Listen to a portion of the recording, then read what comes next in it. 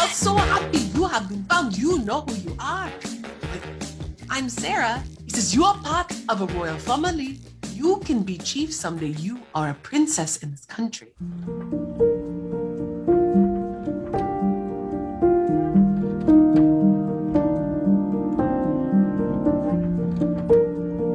As a baby, I was so young. So I was like, okay, these are my parents. But as I got older, I started to notice, okay, I look different than everybody else. I knew I was adopted. And then I thought, I started to wonder about my birth family. Like when people walk by, they're like, he kind of looks like me. She kind of looks like me.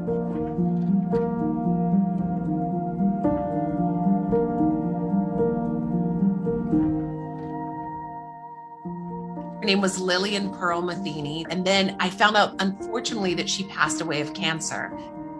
It was a lot. It was kind of overwhelming at first.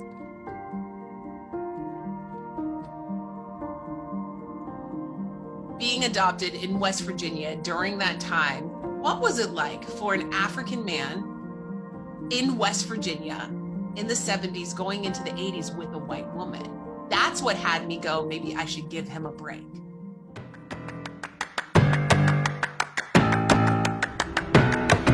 So I wrote a letter, I mailed it to Maryland, which is where they said my birth father was, but it was my uncle. I write the letter and 4 days later, I get a phone call. Hello, Sarah, this is your auntie, Evelyn. How are you? She said, I am so happy to hear your voice. We received your letter. I said, hold on. Let me get your uncle on the phone. And then my uncle gets on the phone.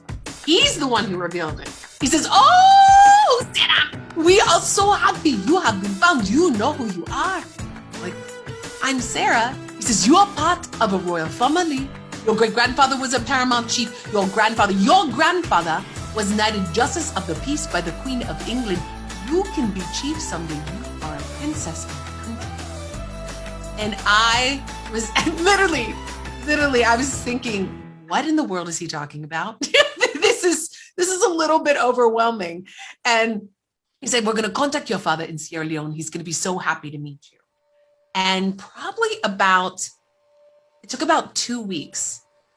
And he says, hello. And I said, it's so good to hear your voice. And he said, the first thing I want to say to you is, he said, I want to say, please forgive me. He said, I didn't know how to find you after you've been placed in adoption. Your name had changed, everything had changed. And I said, no. If there's a day that goes by that you feel guilty, please don't. I said, you gave me the best family in the world. I consider them my angels. And now I'm going to get to meet you too.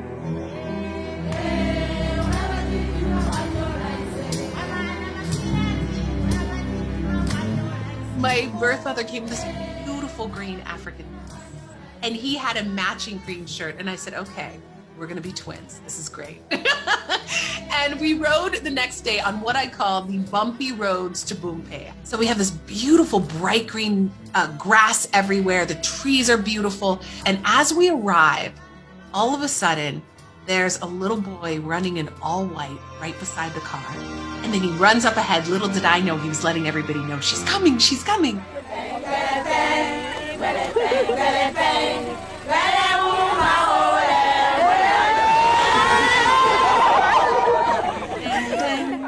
But tang tang tang, pada do adu hey Buddha Sarah go to. And everyone started gathering around, 30, 40, 100, 200, hundreds of people, singing and dancing, welcoming me to my family's village.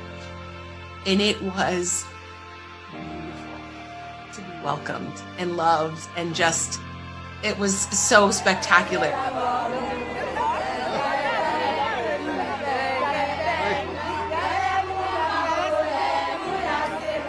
It's given me my purpose. It's given me a whole nother level in my life. And my family does a lot of work around education.